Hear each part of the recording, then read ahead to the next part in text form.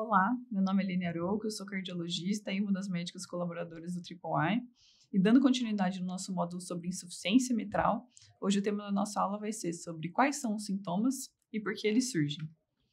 Então, antes de entrar na discussão sobre os sintomas da insuficiência mitral em si, eu trouxe aqui os estágios da valvopatia para a gente poder entender sobre a história natural da doença e quando ela se torna sintomática. Então, relembrando, o estágio A é quando a gente tem a presença de fator de risco, mas ainda não tem alteração estrutural anatômica. Já no estágio B, já tem uma alteração estrutural anatômica, mas a valvopatia ainda é discreta a moderada. No estágio C, a valvopatia já é importante, mas ainda assintomática. E no estágio D, a valvopatia é importante e sintomática. Então, o primeiro ponto que eu gostaria que vocês observassem é: notem que até o estágio B, quando a valvopatia ainda é discreta moderada, não tem sequer a menção de sintomas. Isso acontece justamente porque não existe discussão de sintomas em valvopatia discreta moderada, porque a repercussão hemodinâmica ainda não é significativa o suficiente para gerar queixa clínica. Então, a gente só pode atribuir os sintomas à valvopatia quando ela é anatomicamente importante. E não por acaso a nossa diretriz, o fluxograma da nossa diretriz foi criado dessa forma. Então, nós temos 5 passos pela diretriz, sendo que o primeiro passo é justamente a determinação da gravidade anatômica. Então, definir se é importante ou se é discreta moderada. Do lado direito, aqui do fluxograma, a gente observa que quando a valvopatia é discreta moderada, ela pula direto para o 5º passo, que é segmento clínico individualizado. Só quando a gente define que a valvopatia é importante que a gente abre a discussão para a presença ou não de sintomas.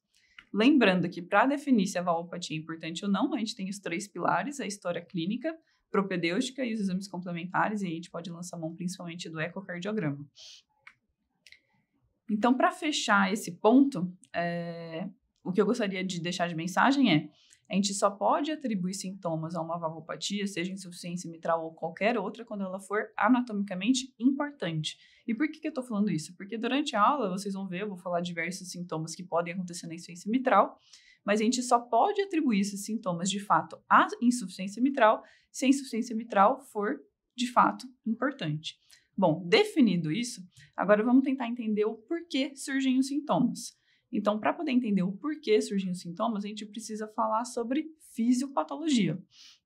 Então, explicando um pouco sobre a parte fisiológica no primeiro momento, focando aqui do lado esquerdo do coração, o que acontece na sístole? Bom, na sístole, válvula mitral se fecha, válvula aórtica se abre e o sangue que estava no ventrículo esquerdo é ejetado para a circulação sistêmica.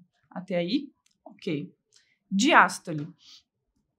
O sangue que veio oxigenado da circulação pulmonar ficou no átrio esquerdo, válvula mitral vai se abrir e o sangue que estava no átrio esquerdo vai preencher o ventrículo esquerdo. Tudo certo. O que acontece na insuficiência mitral?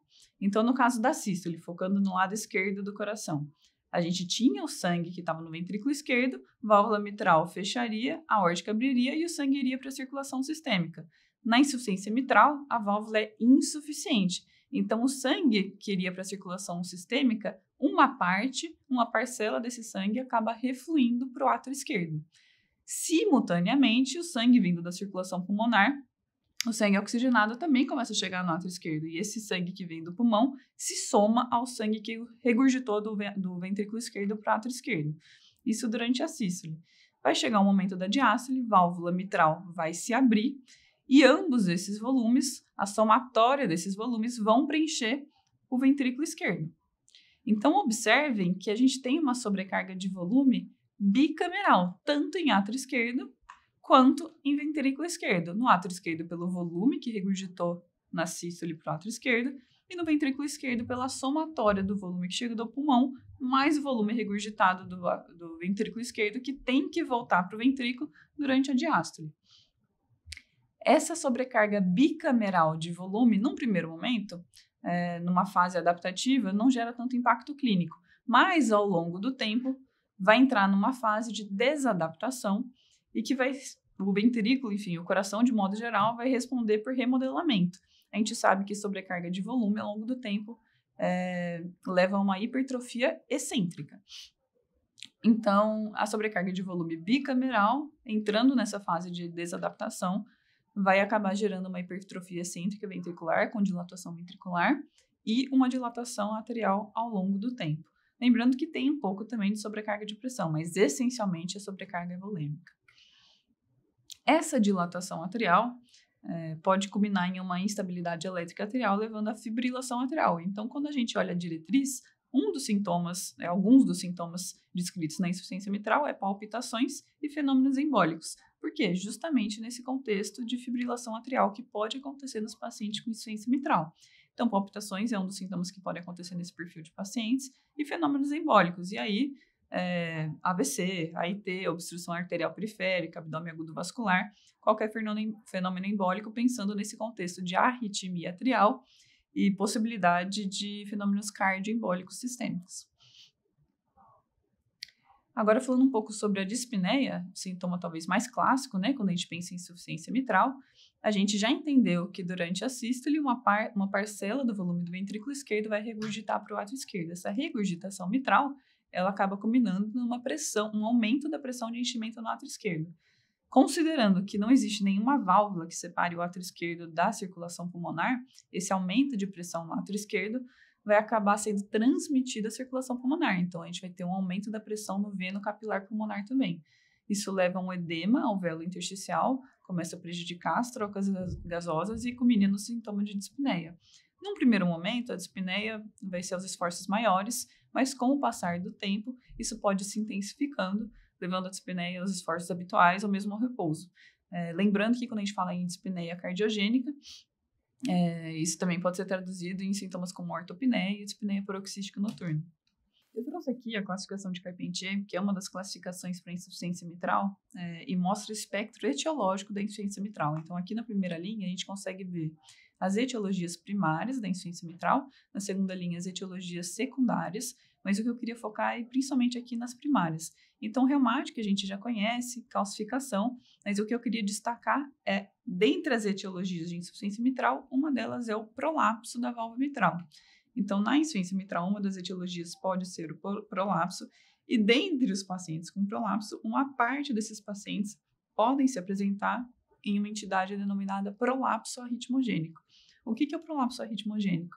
Além da alteração anatômica valvar do prolapso em si, o paciente pode se apresentar com fenômenos arritmogênicos ventriculares. Então, uma parcela dos pacientes com insuficiência mitral podem ter etiologia por prolapso da válvula mitral e uma parcela dos pacientes com prolapso da válvula mitral podem se apresentar nesse formato dessa entidade que é o prolapso arritmogênico. Quando a gente fala em arritmias ventriculares, isso pode se apresentar num espectro muito grande, desde variar de ectopias ventriculares frequentes, pela definição maior do que 5%, isso pode se apresentar clinicamente como palpitações, até arritmias complexas, por exemplo, TVNS, TV, FV, e daí o paciente pode apresentar com sintomas de síncope ou mesmo até morte súbita nos casos mais graves. Por que eu estou mencionando isso?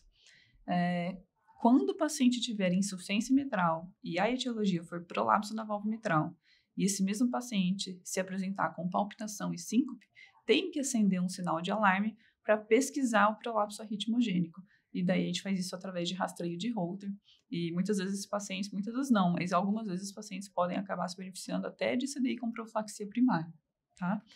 Então, para finalizar, resumidamente, agora que a gente entendeu os motivos de cada sintoma, a gente consegue saber e pontuar facilmente quais eles são. Dispneia, como a gente falou, dispneia é um dos sintomas mais clássicos, decorrente da congestão do capilar, da congestão veno-capilar pulmonar. Fenômenos embólicos podem acontecer principalmente no contexto de fibrilação atrial. Palpitações, e aí lembrar, pacientes com insuficiência mitral e palpitações, pesquisar fibrilação atrial e não se esquecer nos pacientes que têm etiologia por prolapso da válvula mitral, rastreio do prolapso arritmogênico.